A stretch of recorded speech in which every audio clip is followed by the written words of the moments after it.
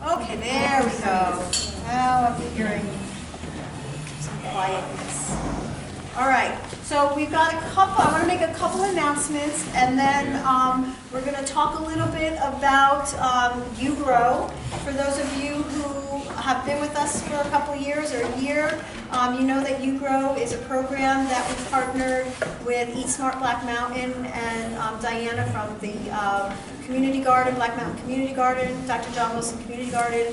And it's a program where we're, teaching and inspiring you folks to grow your own food. So we've had great success with the container gardening that we do. So we are expanding that, and Diana's going to talk a little bit about that today.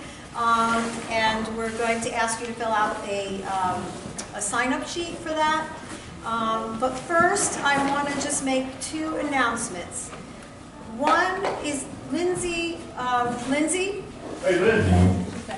Okay, Lindsay, as you know, started with us as an intern in June of last year. And she was an incredible intern, so strong that we hired her, Bounty and Soul hired her. And yes, she has been the best thing about Bounty and Soul. And she has brought so much to the organization, and this is a very bittersweet announcement for me because she's, I don't know if you know, but she's related to me. She's my niece, for those who don't know that. But she is going to be fulfilling a lifelong dream of hers, and that is going into the Peace Corps. She's been accepted.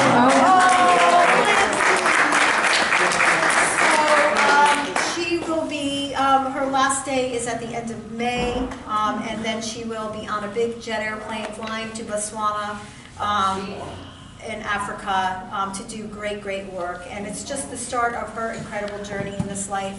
I know, I'm going to try to get through this without crying. She's going to touch many lives, heal many people, and so we are going to miss her and just send her lots of love on her journey. But we have 2 months with her to love her up in the meantime. And also today's her birthday. So I just want all of us to sing in our best voices. And probably Diana should just sing solo because she's got the most incredible voice. But anyway, let's just sing happy birthday. Happy birthday to you. Happy birthday to you. Happy birthday, dear Lindsay. Happy birthday to you.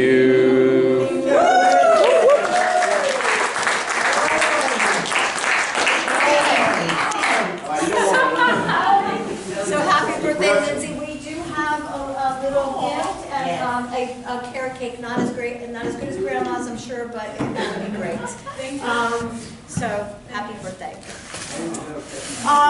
Okay, so Diana Hall, for those of you who don't know her, she manages the Dr. John Wilson Community Garden.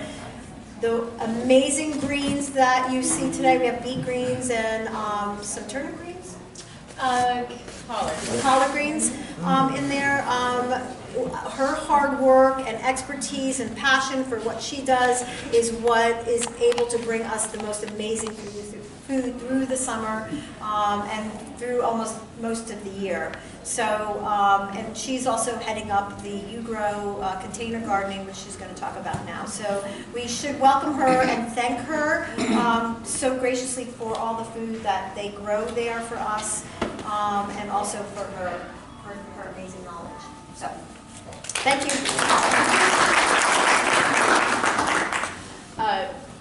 Most of that food is grown through volunteer labor, so I cannot take complete credit.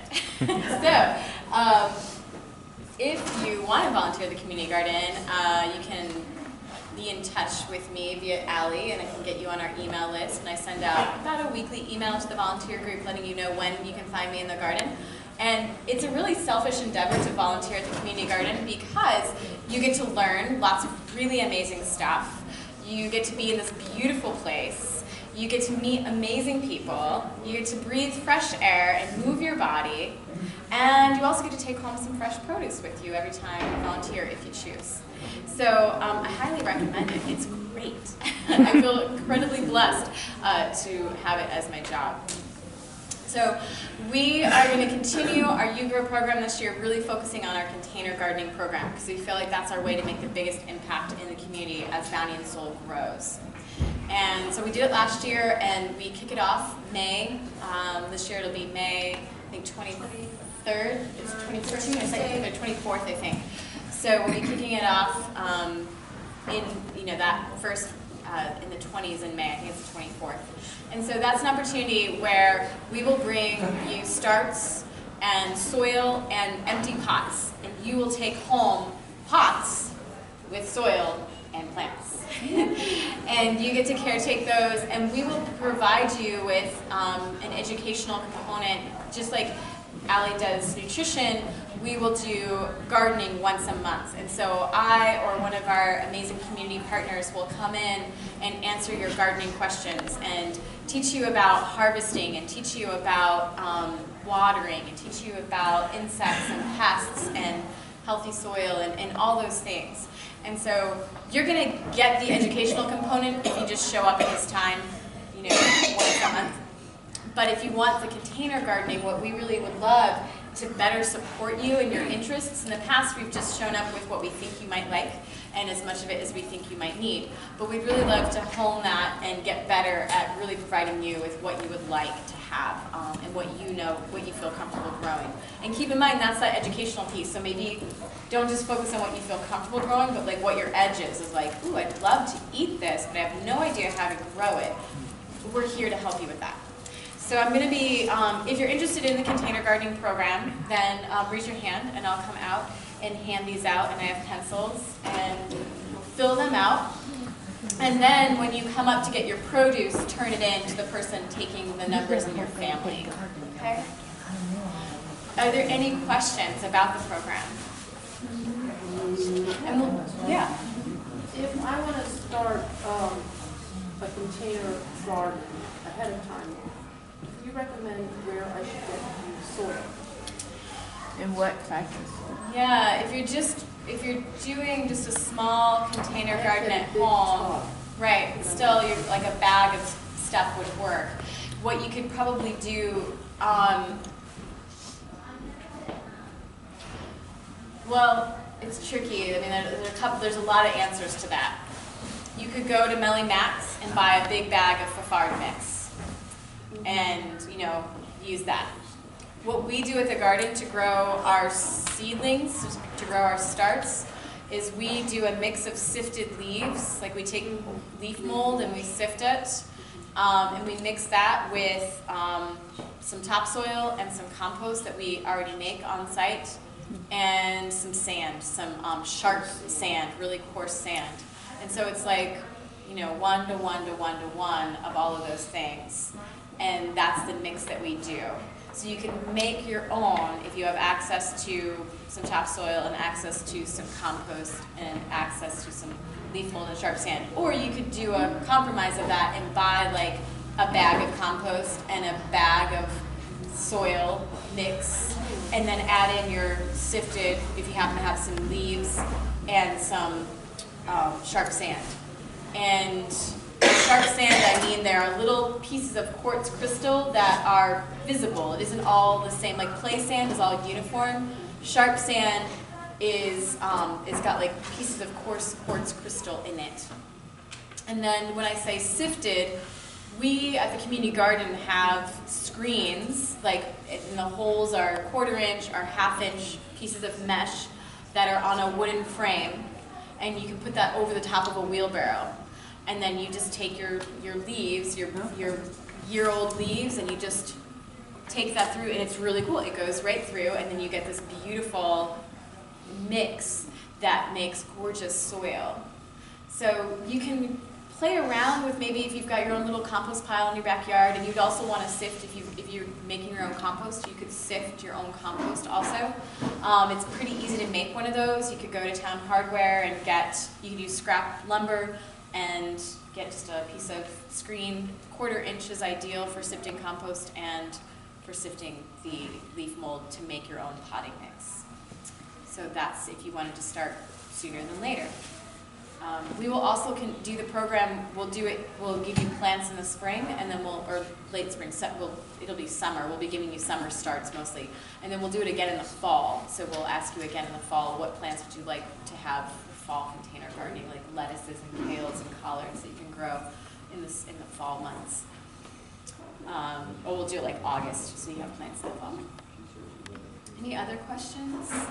Are you going to do the raised bed sponsor? We are not going to sponsor any new raised beds this year, but we are supporting the 6 families that we have over the last 2 years introduced raised beds in their backyards. So mentors? So we're providing, in fact, I've got a mentor for you, and we're working with other folks in the community that we've already started raised beds in their backyard to have mentors continuing to work with them and to continue to make those programs sustainable. So we're not growing if you're not familiar, in addition to container gardening, we're also selecting between 2 and 4 families and sponsoring them with a 8 by 4 foot raised bed in their backyard.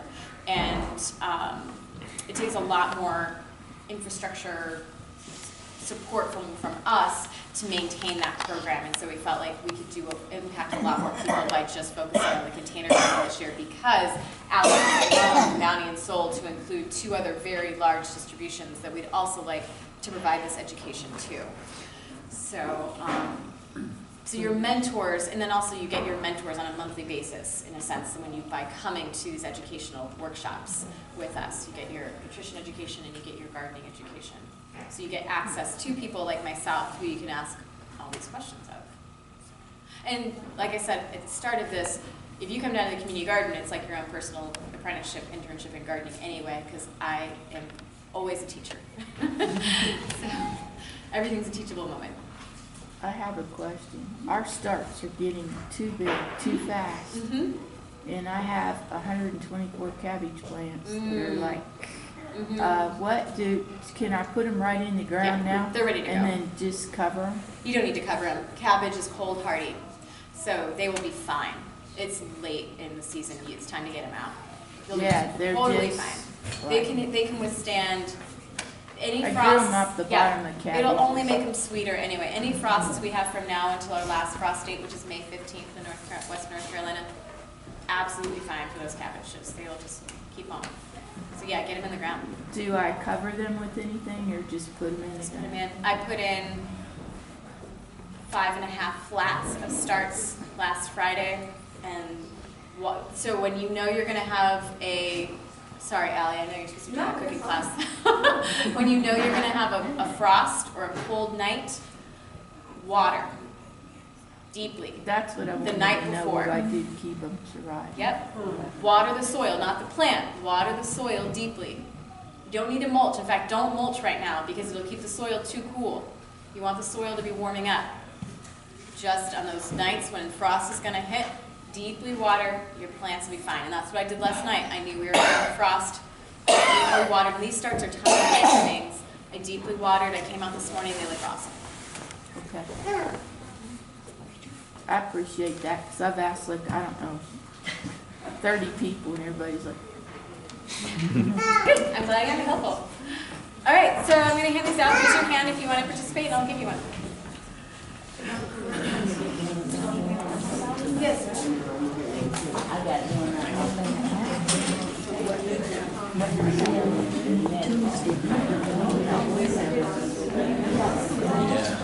It's okay.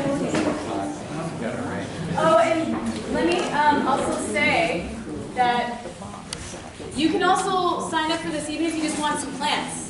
Like say you don't have to grow in the containers. I have lots of people last year who just took the plants home because they have a home garden. I'll come on that side next.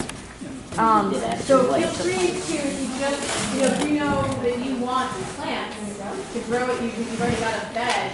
You don't have to do just containers. Take your plants home.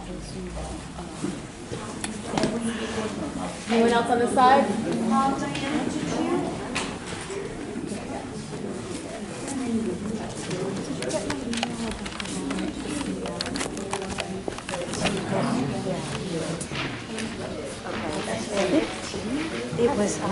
$5 for schlubs, I guess, for 10,000 villages. So she said, I know, it's okay.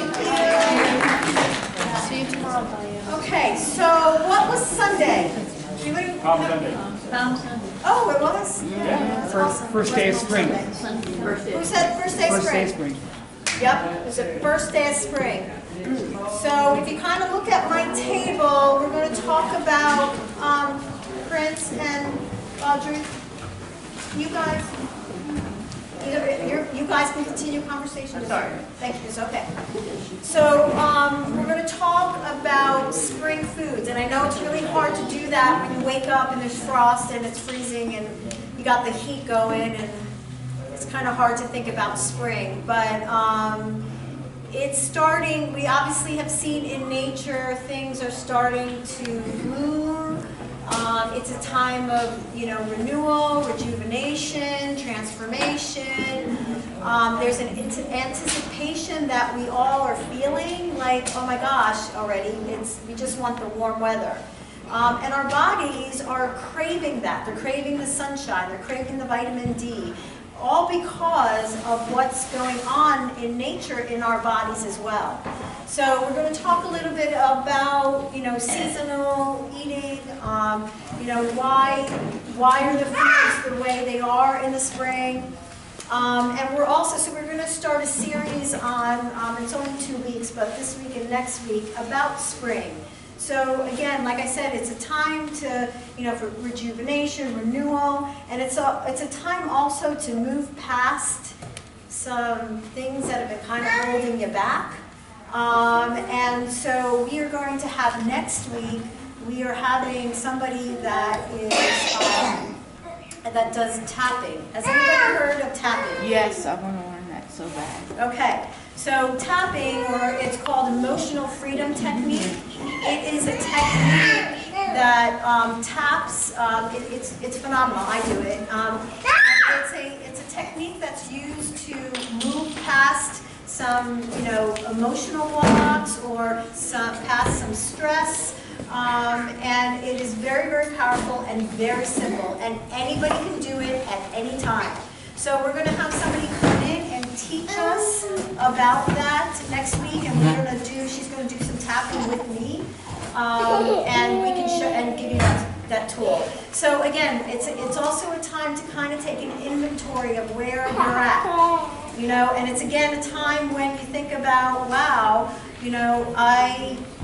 I've got a lot of stuff in my basement or my attic, and or my pantry, and I've got to declutter. That's why it's, we have spring cleaning, because we're feeling like we've been inside all this time in the winter, and we are feeling like I just want to be free. It's how we are in, as humans, and we want to, get rid of some of the stuff that's kind of holding us back. So again, tapping will help with that. When we kind of take an inventory and look at the foods that we've been eating, again, in the wintertime, what are some of the foods we've been eating a lot? Root vegetables. Soup. What? Wait, what did you say? Soup. Soup. Okay, warm foods, hot foods. Okay, because wintertime is cold and usually dry. So what we usually do is we have moist foods, so high-fat foods, high-protein foods. These are all foods that in the wintertime, that's what happens in nature, is that the squirrels gather nuts and seeds, and the animals are eating more protein, and back in the caveman days they were eating more more buffalo or more meat. And this is all to put on fat.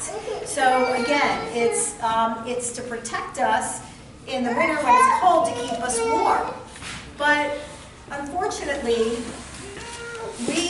because of, fast forward to tens of thousands of years, and what we've turned into is more of the standard American diet, which is high inflammatory foods and acidic foods. So what was healthy maybe, you know, in that day and age has kind of transformed into not so healthy food. And usually in the wintertime is when we kind of eat more of that, like around the holidays. There's lots of high sugar items. We're kind of, you know, eating the comfort foods, and sometimes those comfort foods are things that are not exactly healthy, like root vegetables or soup. Like these all are great answers of what you're eating in the wintertime, but you know, and that happens, and that's okay. So again, but it's even a more reason that when spring comes, if you look in nature, all the foods that are growing now are very detoxifying. So we have 75 trillion cells in our body that are constantly changing and being renewed and having to you know, detoxify.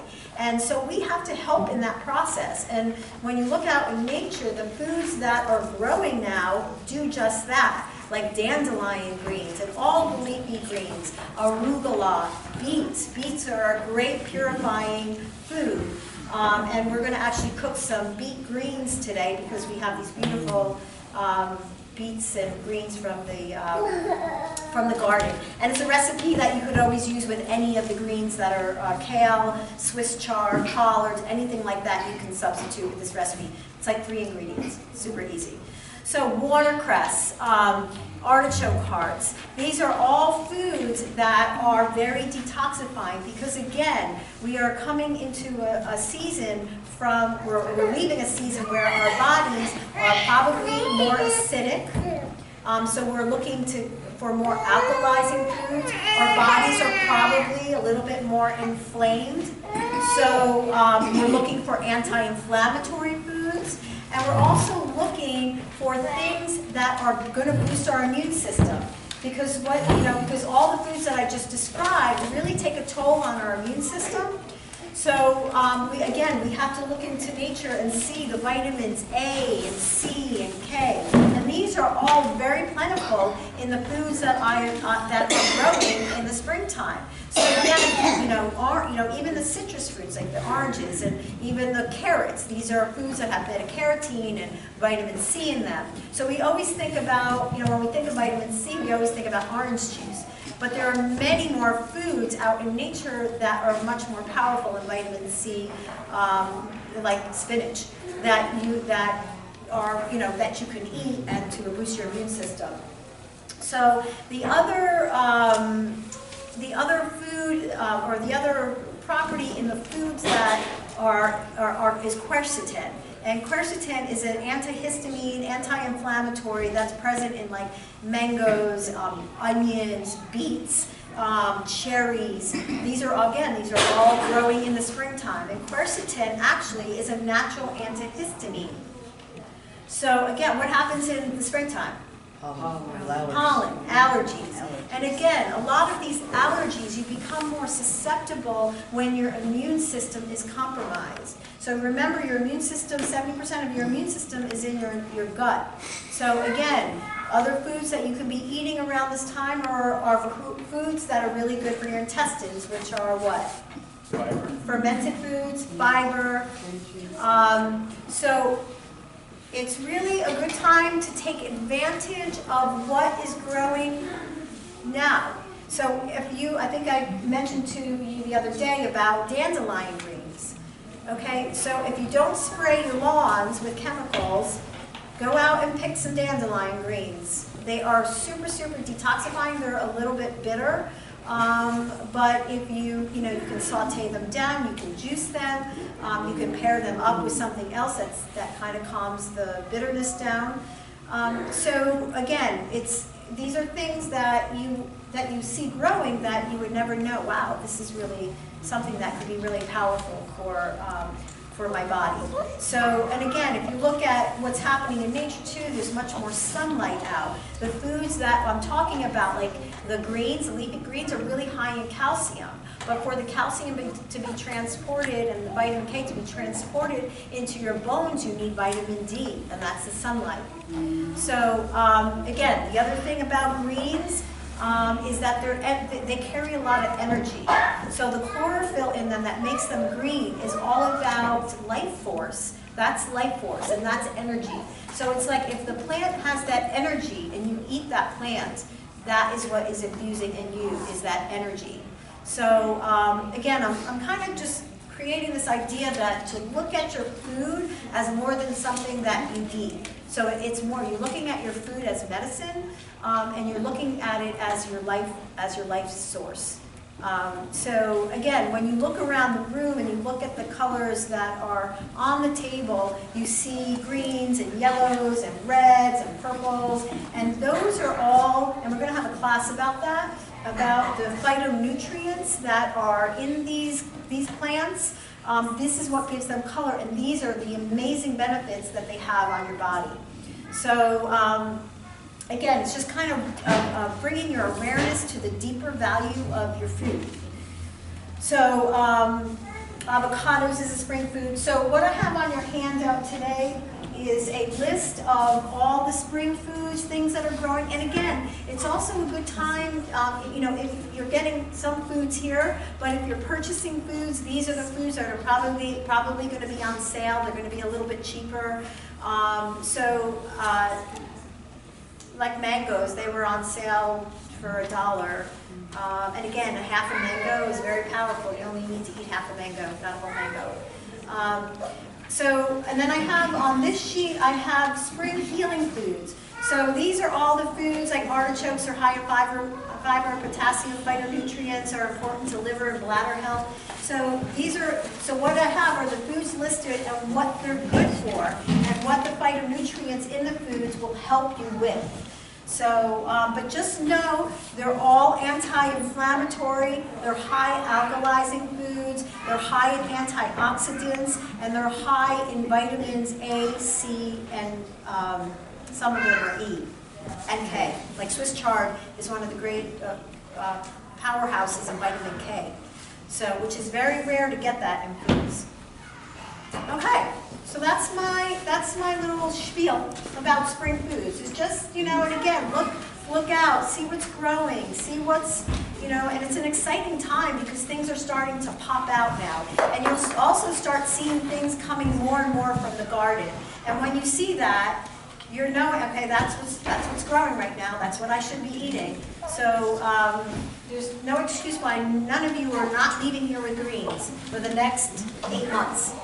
So anyway, so today I am going to cook a dish, very, very simple, and my magic chef in the kitchen is preparing a dish behind the scenes. She's making a dish. One of the other spring foods that are growing now are carrots. And you'll be seeing more of those come in the next month or two.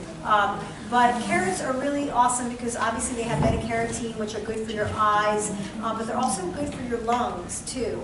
So anyway, but I didn't make a dish, but my magic chef in the back is making a dish that is made with carrots. It's like a carrot salad. It's really super good, super easy. So she's going to bring that out. The recipe I'm going to make really quick because I don't have much time, like 4 minutes, is a sauteed. And the other thing that Nora mentioned, he said that you eat soups in the winter time. So now we're moving towards more cooling foods. So in the summertime, we have super hydrating, super cooling foods like tomatoes and cucumbers and watermelons, where they're high in moisture. And in the meantime, in spring, we're starting to see a little bit more of hydrating foods, but not so much as in the summertime. These are more dense in, like I said, detoxifying foods. So anyway, so greens are something that are super good in everything that I mentioned, whether it's vitamin C, immune boosting, alkalizing, anti-inflammatory. Greens are really where it's at. So this dish that I'm going to make is a super easy dish that, like I said before, you can use with any greens. So you can start off, and you all know by now that I love coconut oil. So if you don't want to use coconut oil, this dish is a sauté dish. And again, you're moving away from really heavy cooked foods like soups, and we're moving into steamed and sautéed foods. So this is a dish that's cooked very quickly. So it's usually cooked on medium-high heat, and we don't use olive oil on medium-high or high heat. only because it denaturizes under high temperatures. So if you love your olive oil, and olive oil is a super healthy fat, what I recommend is, if you don't want to use coconut oil, is to use a chicken broth or a vegetable broth and saute in that first, and then add your healthy fat and your olive oil afterwards. So you're not cooking at it at high heat. So for today's purposes, I'm just going to, because I don't have broth, I would have done it in broth, but this is how easy it is. Onions also are a really wonderful spring food. They're high in quercetin, like I said. They're high in sulforaphane, which is, again, these are antihistamine, detoxifying foods, anti-cancer foods, and again, looking at food as medicine is where you want to be. All right, so you're just going to saute your onions up for like 3 to 4 minutes until they start to become a little bit translucent. And in the meantime, I've now rinsed off, and actually I thought these might be a little sandy, but they're not. They're right out of a garden that doesn't spray, so if you don't wash them, I mean, there's nothing, you know, they're not spraying over there, but I rinsed them off. So you're going to just you're going to kind of take them by the handful. Thank you. Look at this lovely salad. Thank you, Chef Margot. Yes. And that's made with cilantro. Cilantro is one of the greatest chelating foods there are. Chelating meaning it takes out mercury in your body. And I know I was a child of tuna fish. I grew up on tuna fish. And I'll tell you, any of these large fishes are full of mercury. I'm sorry to say that. So swordfish, tuna, mahi-mahi, any of these seafoods are very high in mercury. So, and we can't avoid mercury. Mercury is everywhere. So cilantro is a super, super food when it comes to chelating mercury out of your system. And it comes out through your urine. Or pee. Okay, so anyway, to take off the greens, you just kind of twist and pull. I cook the stems. You see the color of the stems? That's superpower right there. So I'm going to chop that up and cook it and saute it. But that's a way also, if you want to just chop your greens separately, just twist them off that way, and just cut them up. Maybe in a 1/2-inch slice like that, a little bit. Okay, my onions are browning just a little bit. They're becoming translucent. And that's when I add in the greens. And I'm going to start chopping, but once the greens start to cook, they're going to start to wilt a little bit. You're going to turn your heat down, and you're going to cover it. At that point, you can add in a little bit more broth or water, and just let it steam like for 4 minutes. If they are young greens, then they don't take long at all, 3 minutes. If they're older greens, then you're looking at more like 5 minutes, but no more than that, okay? And that's it. Once it comes out of the pan, you're just going to wilt it a little bit. You're going to put it in a bowl, and then you're going to add some super duper, here's your fermentation, of apple cider vinegar, okay? Or if you like another flavorful vinegar, like balsamic or white wine vinegar, that's fine. I just prefer apple cider because it has so many other medicinal properties to it, including fermentation. So I add that to it, a little salt and pepper, it's done, that's it, that's all. That's it, that's a dish. You can do that dish with any greens that you want to cook. So that's my dish. That's my spiel. That's all I'm saying. So again, my challenge for you in this coming week until I see you next week is to pay attention out in nature, see what is growing, see what is bursting. I don't care if it's a plant or a tree or a vegetable or a fruit, and share with us next week on what you've seen. All right, and listen to the birds sing. All right. So for those of you who are still interested, that came in late, that want to sign up for YouGrow, please grab a sheet of sheet, sign up for it, give it back to Lindsay today.